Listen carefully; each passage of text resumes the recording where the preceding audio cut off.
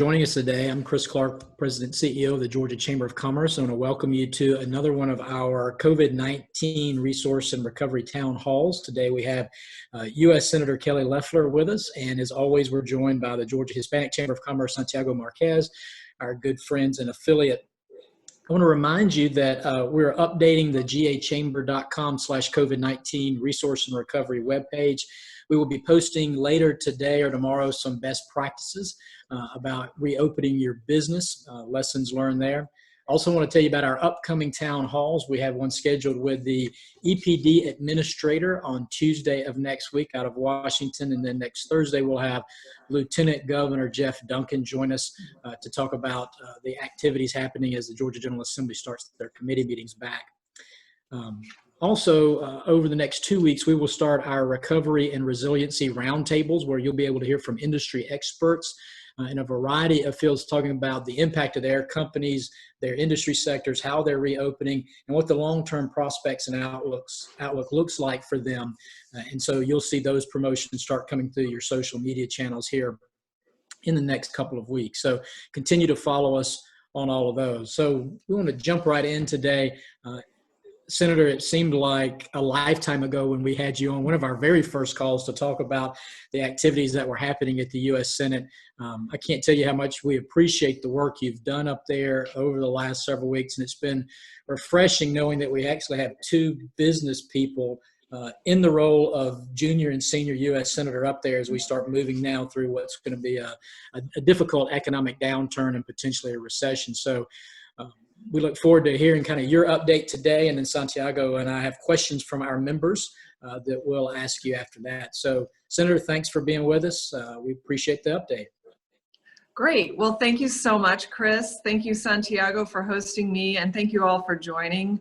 I know these are incredibly busy times as we start to think about what the new normal is, and I really commend the work of the Georgia Chamber in helping start to chart that path. I mean, we are in uncharted territory here, and as you said, it feels like a lifetime ago that we got together last time under very different circumstances.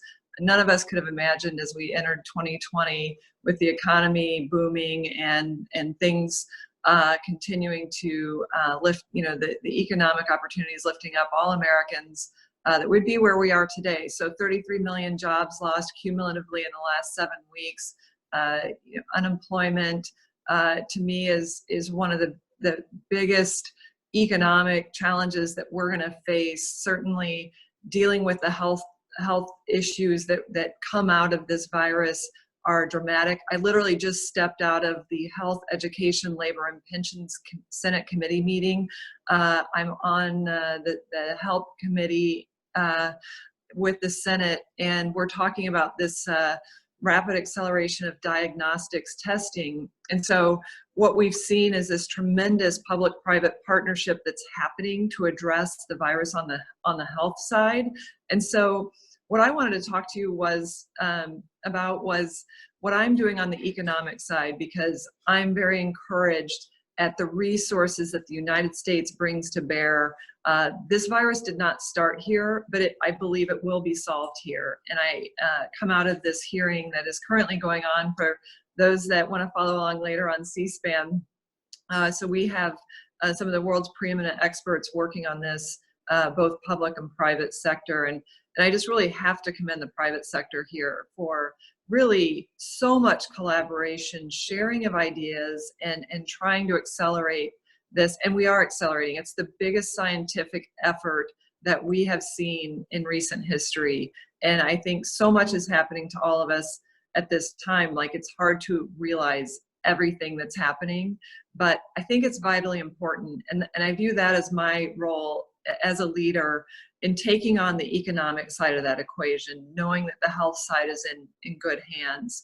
And so last month, I was appointed to the president's congressional task force to reopen America. And I take that very seriously, as I obviously do my role as a U.S. Senator for Georgia.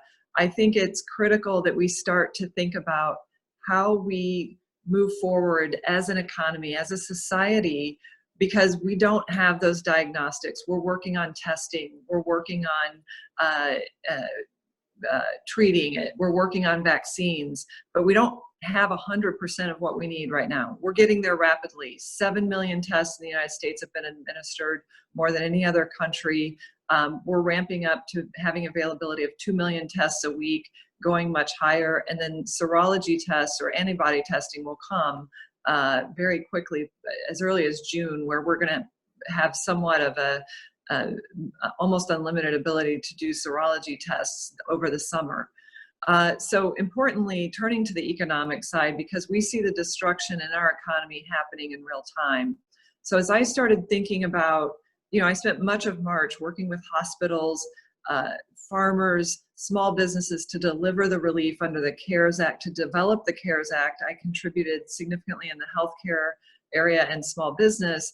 But then as I started to turn into April and looking at the delivery, the gaps that kind of came about in looking at the relief that we provided, I decided that having a plan would help us address this methodically, just as I did in the private sector. So our goal is to restore the economy. I dubbed my plan the RISE plan, which is restoring and igniting the strength of our economy. And it has 4 pillars. So I'll walk you through kind of how I arrived at these pillars and what they might mean. And then, of course, want to get to your questions. So I promise not to delve too deeply, but I do want to touch on some areas that might spur some questions. So the 4 pillars, the first of the 4 is made in the USA. And that really revolves around America's strength. Like, we should be the best place in the world to do business. We should come out of this even stronger. And we have those opportunities in many areas. First of all, supply chain. It's very evident that we have dependencies in our supply chain that we need to think twice about. And providing those incentives, whether it's tax incentives, investment incentives, to invest in America, that will not only strengthen the integrity of our supply chains, it will also help grow jobs here. We have a tremendous opportunity with that with regard to manufacturing. We also have that opportunity to look at where we can spend in a targeted manner on infrastructure. We can't have a first world economy with a third world infrastructure. And we're blessed to have a very strong infrastructure in America, but we can see in our own state the strength of our infrastructure, the port. I mean, it's incredible what the port, having strong infrastructure, transportation, rail, trucking, has done to spur economic growth. If I think about something like Kia coming to Georgia, spurring that investment, 3,000 jobs created there, but then another 10,000 across the state, thanks to the strength of attracting manufacturing and then having the infrastructure to leverage our port, our road infrastructure, and then the job creation around parts manufacturers that come up. So that's just critical. So I think Made in the USA is a tremendous opportunity for us as a country. There's other, smaller things that I think employers appreciate, but sometimes maybe aren't appreciated more broadly. But the payroll tax, relief for employers, being able to put those resources into hiring and capital investment. I know that the payroll tax relief means a lot to people. I've heard multiple stories, whether it's a startup or a Fortune 500, say, I was able to buy more capital equipment. I was able to hire more with this relief. So I think we need to continue that. Also lowering the corporate tax rate. We still have work to do there. We've made good progress. We can do better. I think we should, even if it's somewhat temporary in nature. We've got to do everything we can to make sure that we're spurring employment. And I hope I'm wrong about the impact this has, but it feels like in Washington, there's a sense that you flip a switch and the economy comes back on. I've been talking with Secretary Mnuchin, Chairman Jay Powell of the Federal Reserve, former Treasury Secretary Paulson. I fear that there is real damage, that if we don't act quickly and decisively and at scale, that this won't be sufficient and that we'll need more of the government's involvement, which is exactly what we're all trying to limit, to push the response to the strengthening free enterprise. So made in the USA is huge, and making sure our tax environment's very competitive. The second one is grown in the USA. And not only, but importantly, is agriculture the #1 industry in our state. But in America, I always like to say 2% of us are farmers. I was born and raised on a farm. My first job was working in the soybean fields, and my parents made me fill out a time card so I could see what it took to earn $1. But 2% of us are farmers, 100% of us eat. And we also provide vital exports to feed the world. So this is where America's strength needs to be supported. We need to do everything we can. We're seeing the challenges in supply chains right now. Never in my lifetime have we had ration supplies of meat. When you go to the deli counter and order a pound of ground chuck or sirloin, it's 1 pound per person, maybe 2 pounds, depending on the cut or the meat that you're selecting. I've never seen that. It greatly worries me, not just for the limited supply, but for families that might be being priced out of certain protein markets where those prices go up and it no longer fits in the family budget. Importantly, for our farmers, they've been dealing with natural disasters, prices of commodities that are below the cost of production. This COVID virus has resulted in supply chains being disrupted so that industrial food systems that push food out to restaurants and schools are no longer needed, but the individual packaging for grocery stores where demand has exploded isn't adjusting. So I've spoken with Secretary Perdue. I know he's very focused on this, but I am going to keep fighting for Georgia's farmers and for all farmers, frankly, because as a country, this is a time when we need to recognize that food security is national security. The third component is what I call hiring in the USA. And this has much to do with small businesses, but also large businesses. And what's coming to the fore right now is the fact that the president was able to reduce the regulatory burdens on businesses, on agencies, and to spur this innovation to get diagnostics, testing, and other treatments to market quickly. We can see that when the federal government reduces bureaucracy and red tape, we can solve problems and we can conduct business a lot more quickly. So that's one thing: reduce regulation, keep regulation low, keep business within, having certainty around what those regulations are. Having stepped out of the private sector just 4 months ago, I know that regulatory uncertainty is almost as bad as customer uncertainty or market uncertainty. It can really hamstring your operations. The other side of the equation of that is limited litigation. And what we're seeing, if you've seen this on TV already, trial lawyers, the plaintiff's bar lining up to say, hey, did you get a COVID-related illness? Sue your employer, sue your school, sue your landlord. They are lining up to take down businesses and to put that cost on those of you that are creating jobs. So that's a real risk. And then also, I think for each of these, I should mention, but particularly this one, we need to look at the CARES Act and CARES 3.5, as they term the additional $310 billion that was added to the SBA for the total of $660 billion in relief. We need to look at this and say, are we extracting and directing this to its best use? We need to keep evaluating it before we rush into some type of version 4 bill, because there's upwards of $3 trillion of relief there. How are we aiming that at employers, at solving the problems that we have today? And I think that will spur hiring, make sure it's very targeted. One of the things that I was speaking with Chairman Powell of the Federal Reserve about was the fact that the Fed stepped in, used the powers that Treasury granted it under the Exchange Stabilization Fund, the 13-3 powers that had not been used since the 2008-2009 crisis. They shored up the fixed income, the bond market. And as a result, Boeing, for example, no longer had to use the government funding. They were able to tap the resources available in the private the bond market. You know, they were able to raise capital, raise debt in the public markets, and not rely on the government bailout. So there are things that Treasury and the Fed have worked to do in a very low cost manner to taxpayers while still providing that relief. So we need to keep looking at that. The last one that I'll mention, and as important as any of these, is families in the USA.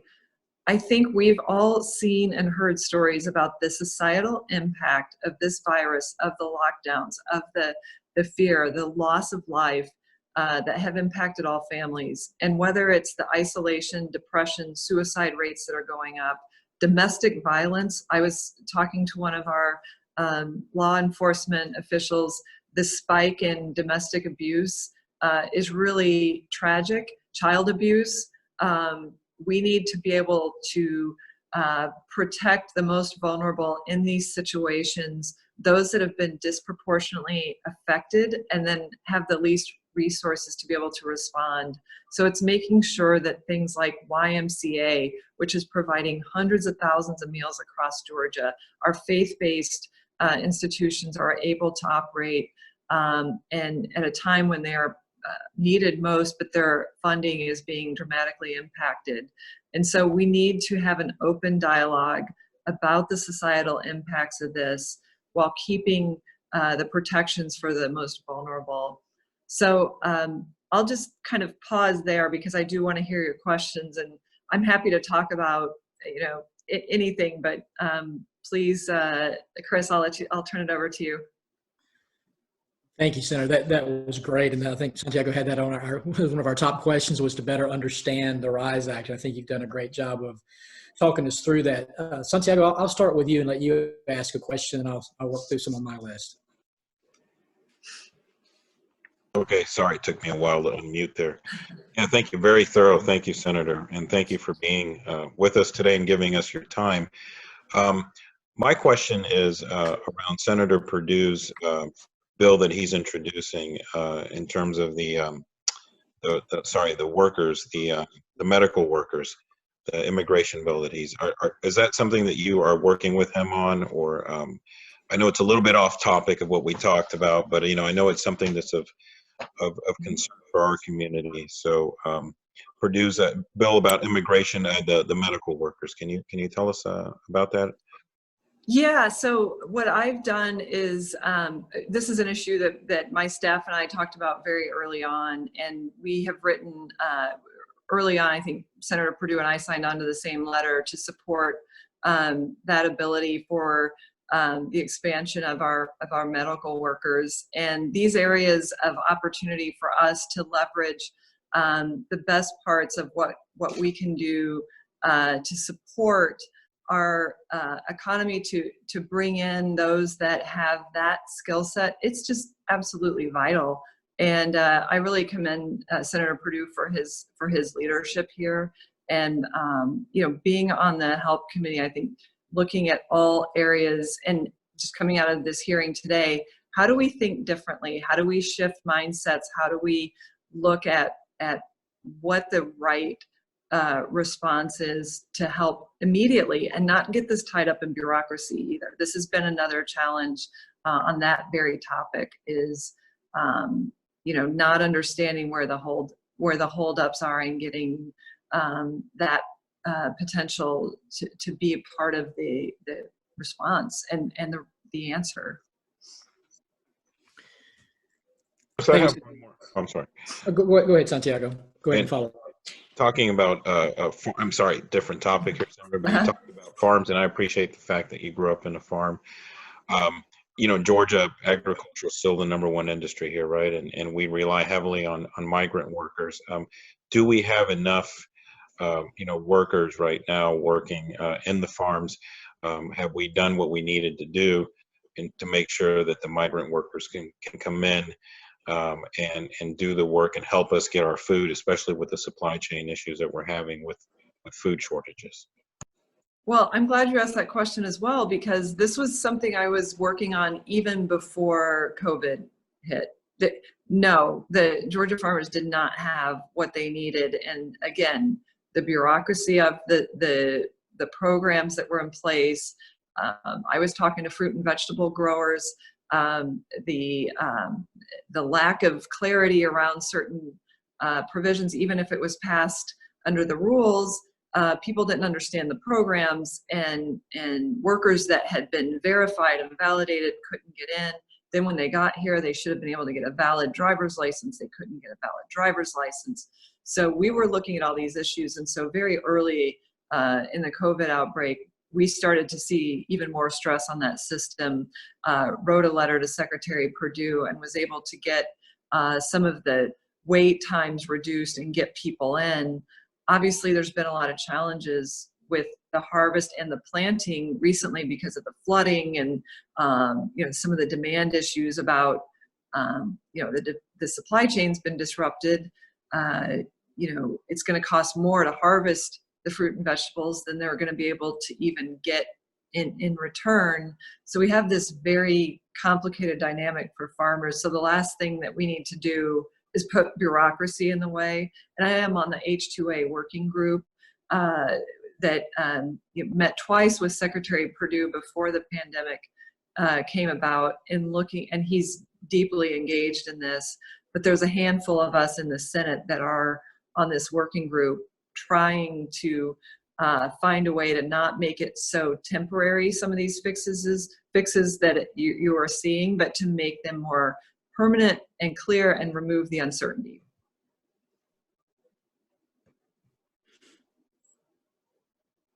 Thank you, Senator. Of course.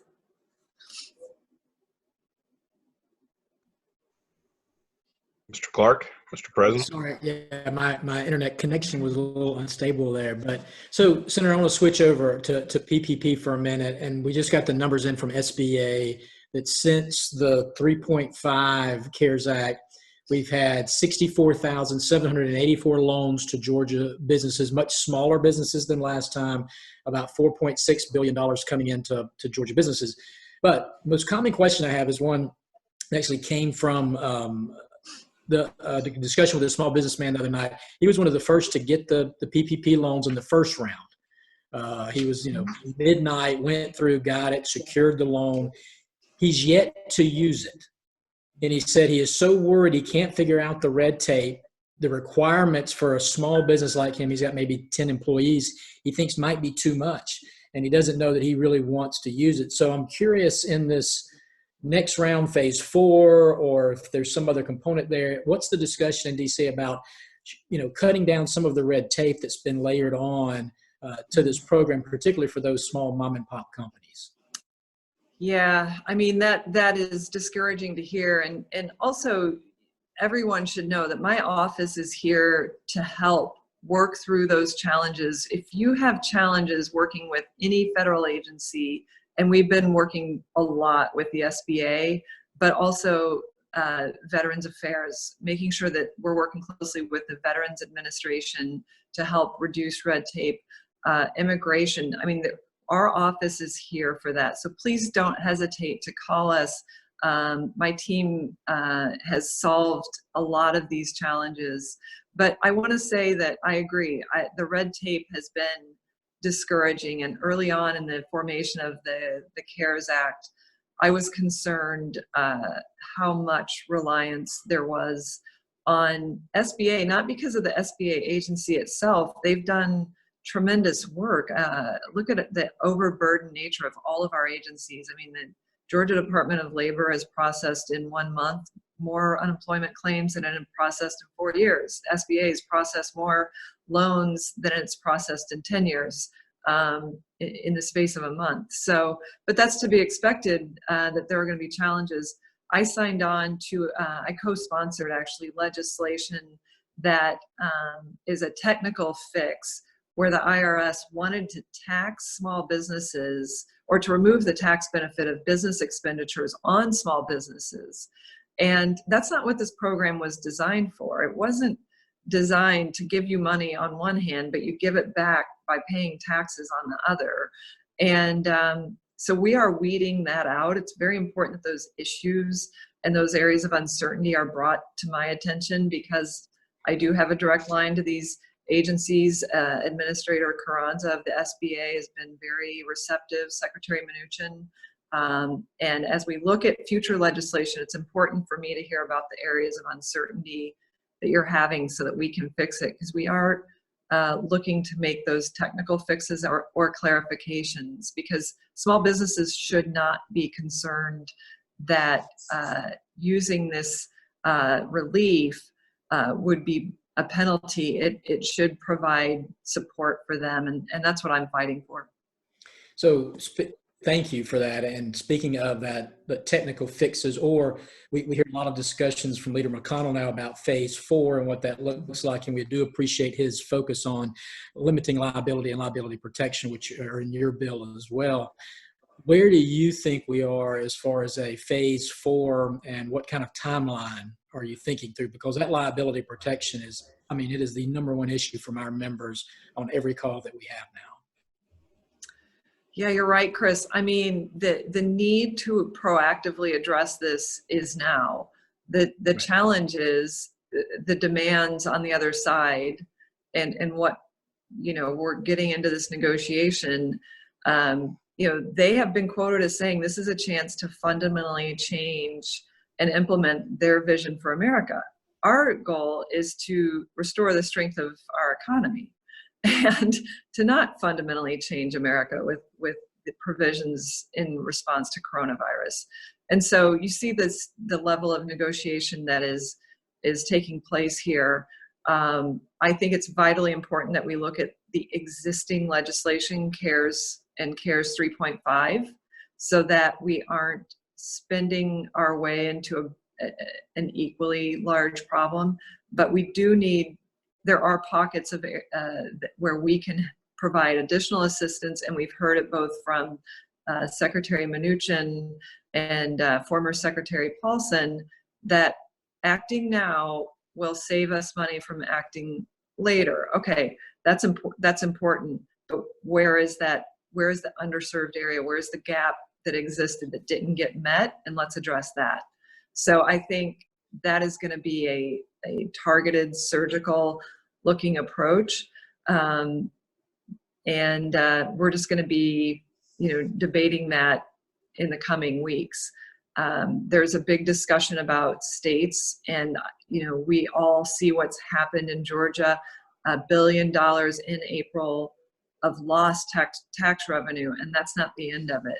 It's very Right. concerning for a state that's been so fiscally careful and respectful of taxpayer dollars and how they spend them. Other states have not had that approach. We don't want Georgia taxpayers bailing out Illinois and New York. So this is the negotiation that we're going to be in. Santiago, I'll let you ask one last question and then make any final comments, and then I'll wrap us up, just being conscious of the Senator's time today. I appreciate that. Thank you, Chris. Senator, in terms of what would you say to business owners? Because I'm hearing a lot of fear of opening their businesses for several reasons, right? They want to open their business, but they're afraid because everything that's going on. So do you have some tips, or you're a former business owner yourself, what would you say to these business owners that right now face this uncertainty? They need the income, but they're not quite ready. They're afraid of opening their businesses. This is a key question. I think what the governor has laid out is an approach that's very much driven on data and guidelines. And so making sure that you have those guidelines and understand them, because I think our state has been very receptive to hearing questions, clarifying the guidelines. All those decisions have been informed by Dr. Toomey, one of the leading epidemiologists in our country. But we're also thinking about, how do we approach opening our businesses with regard to our employees, with regard to our customers? By the way, there's bills to pay, the rent's due, and PPP, there's questions around how that gets treated. First of all, please use my office for those questions that might relate to the federal government. Please use the resources that the state has made available. The good thing about where we are today in the opening of the economy, everyone expects that this will be gradual, and it should be, because we are learning to live in this new reality. And it's important now that we do take those steps, however, to learn to live in this reality. And, we aren't going to have a vaccine for some time. The president has said by year end is what he's hearing from the agencies. So in the meantime, how are we able to go about our lives? And to make sure that we policymakers hear the concerns, like we don't have sufficient PPE, we don't have sufficient guidelines. We need to know that at the state and federal levels so that we can influence that dialogue. But I think it's important that we start learning to take those measures when the time is right. Obviously, shelter in place exists for those over 65 through June. There's no requirement that you open your business, but we understand that people want to feed their families. They want to bring back their workers. And, we are all in this together trying to find our way forward. So I just want businesses to know that they have the support, the collaboration, whether it's state and local, federal, but private sector has been tremendous. And I want to just thank all the business owners out there that are making these tough decisions truly on the front lines. I mean, it is a tough situation. It's one of leadership, of caring for your neighbor, of your employees, your customers. And I just want to commend everyone for the work they're doing and the sacrifices that they've made. Thank you so much. Thank you, Santiago. Thank you, Senator. Thank you, Senator. Thank you, Santiago. I appreciate you, going back to DC and putting yourself at risk to do this, and for sacrificing and serving our country. We do appreciate it. We appreciate your team. We've worked with Joan for years, and a lot of your team members we know and work around the state. So thank you for having them available to us through all this. I want to remind you that next Tuesday on this call, we'll have the EPA administrator. I said EPD earlier. I meant the federal EPA. I put on my old DNR hat there for a minute and got confused. So we're going to have them on with us next Tuesday. Look for more information there and continue to visit our gachamber.com/COVID-19 website. Senator, we're here to work with you, and we'll be in touch. Thank you for being with us today. Thank all of you, and God bless our state.